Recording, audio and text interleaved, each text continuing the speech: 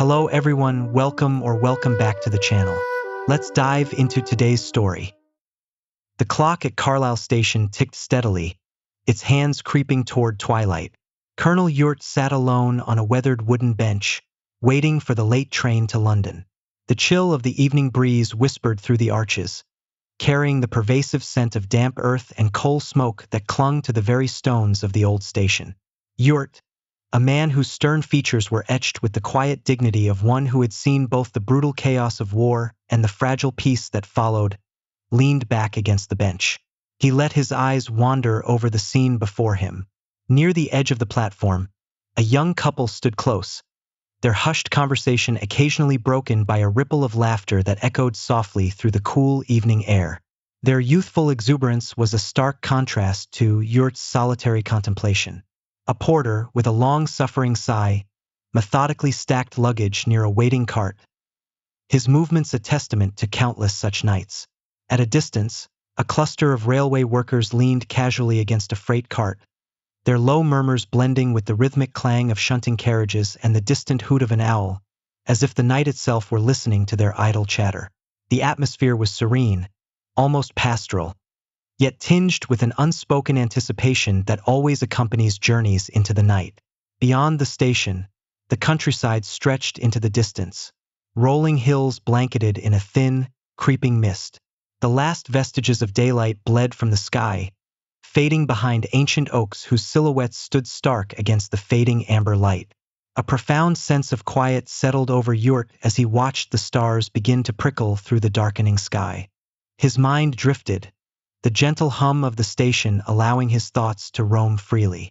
His memories, unbidden and vivid, carried him back to the days of his youth, a time when life was simpler, before the burdens of command and the deep scars of war had etched themselves onto his soul. The dusty plains of distant campaigns, the camaraderie forged in desperate moments, and the faces of old friends, some now long gone. The thrill of adventure on distant shores and the quiet moments of reflection under foreign skies that now felt like fleeting, almost forgotten dreams. A particularly vivid image surfaced. A sun-drenched afternoon in his ancestral garden, the scent of roses heavy in the air, a stark contrast to the damp chill of Carlisle. A distant, mournful whistle pierced the thick evening mist, stirring Ewart sharply from his reverie. It was the train. The sound grew louder, a deep, resonant cry in the dark. The colossal engine emerged through the thickening mist, its single headlight glowing like a ghostly orb, cutting a path through the encroaching shadows. The familiar, comforting clatter of wheels echoed through the station as the mighty train rolled in, steel grinding softly against steel, a symphony of industrial power. Steam hissed from its pistons, wrapping the platform in a temporary, ethereal shroud. Ewart stood, adjusting the collar of his heavy wool coat against the persistent chill, and made his way with purposeful strides toward his private compartment. Stepping aboard, Ewart was met by the familiar, comforting warmth of the train's interior, a stark and welcoming contrast to the cold outside. Polished mahogany panels lined the walls, reflecting the dim, inviting glow of brass lanterns that swung gently with the train's languid motion. The air within was rich and complex, a blend of worn leather, fresh wood polish, and faint traces of pipe tobacco. A distinct scent that spoke of countless journeys taken and untold stories shared within these very confines. Ewart's compartment was exactly how he preferred it. Secluded, quiet, and a sanctuary from the world. Plush, deep red velvet seats lined the space, promising comfort for the long journey ahead. A neatly folded woolen blanket rested beside him on the seat, inviting slumber. The window, framed by heavy, velvet curtains, already revealed the dark countryside slipping past, the outside world a blur of indistinct shapes and fleeting shadows, a canvas of mystery in the night.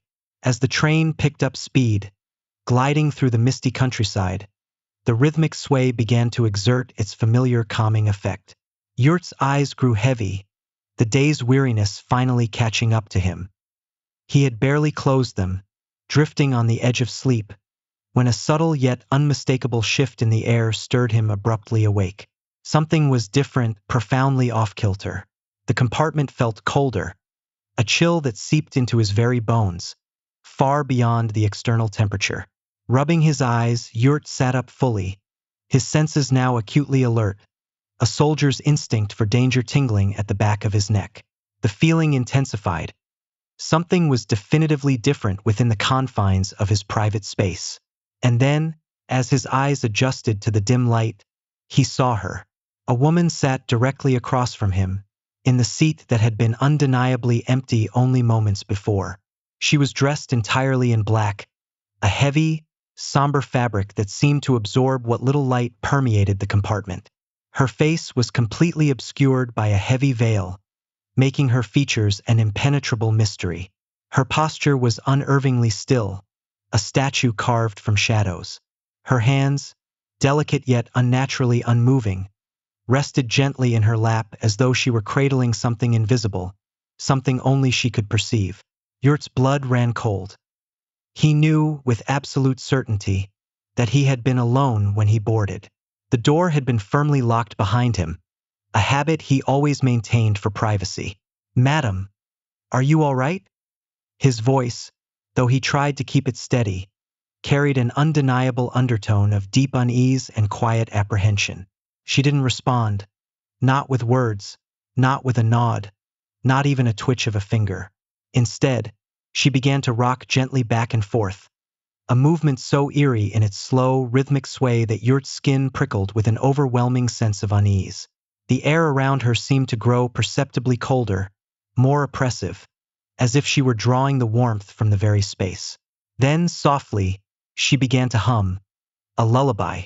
Her voice, though soft and melodic, carried a profound, mournful quality, like a song sung for a long-lost soul or a grief too deep for tears. But there was no child in her arms, no baby for her to comfort, only the emptiness in her cradling hands. Ewart's instincts as a seasoned soldier took firm control, overriding the rising fear. He tried again, louder and firmer this time, his military training giving his voice a commanding edge. "Madam, may I assist you?" Still, the woman remained in her silent, unsettling rocking, her veiled face turned down toward her lap, never once acknowledging his presence. The strange, suffocating sensation of being watched, of something profoundly unnatural occurring, filled every inch of the compartment. Something was terribly wrong. Just as Ewart, propelled by a growing sense of dread, finally stood up, intending to call for help from the train staff, the train screeched violently. The sudden, violent jolt sent him flying backward into his seat with a jarring impact. The metallic screech of the brakes was deafening as the train collided with something unseen on the tracks, a sickening crunch echoing through the carriage. In the sudden, chaotic lurch, a heavy suitcase dislodged from the overhead rack and struck Ewart squarely in the head, knocking him instantly unconscious.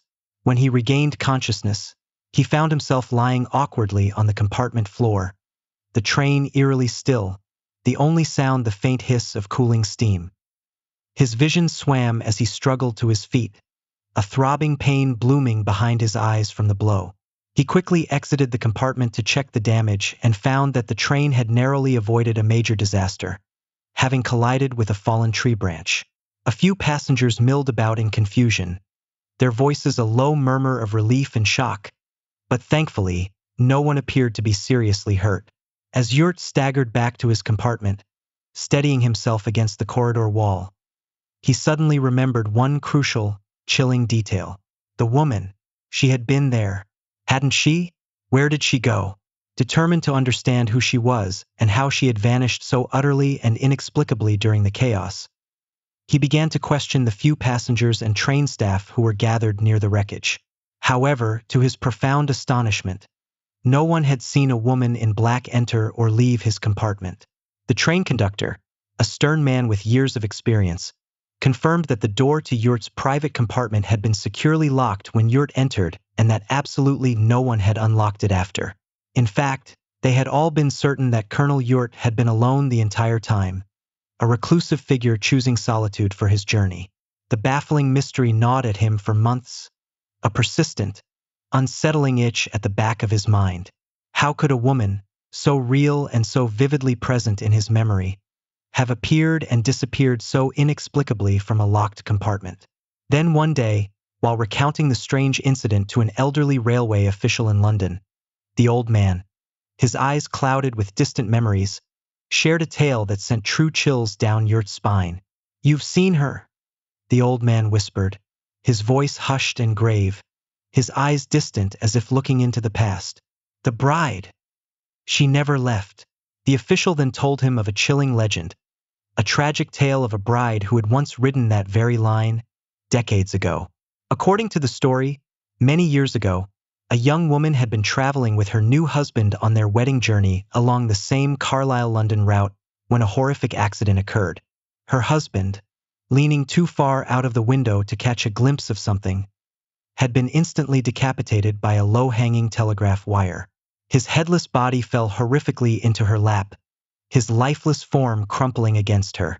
When the train finally arrived in London, the young bride was found sitting in the compartment, her heavy veil still obscuring her face, rocking back and forth in a state of profound shock and madness as she cradled her husband's corpse. She had been humming a lullaby, much like the mournful tune Colonel Ewart had heard that night.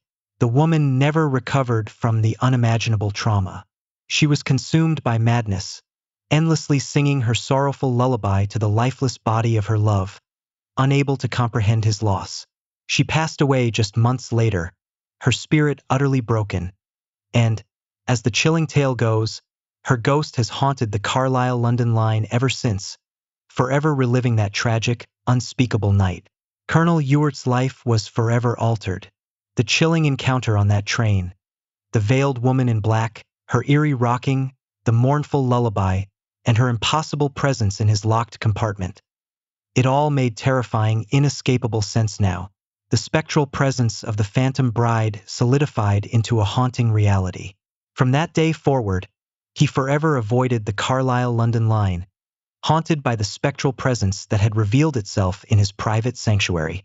The story of the woman in black soon spread like wildfire among passengers and railway workers. As the tale of the Carlisle-London Express ghost echoed through station halls and carriage compartments, people began to wonder, will your next journey bring you face to face with her? If you enjoyed the story, please like and subscribe. And remember, darkness is never far away.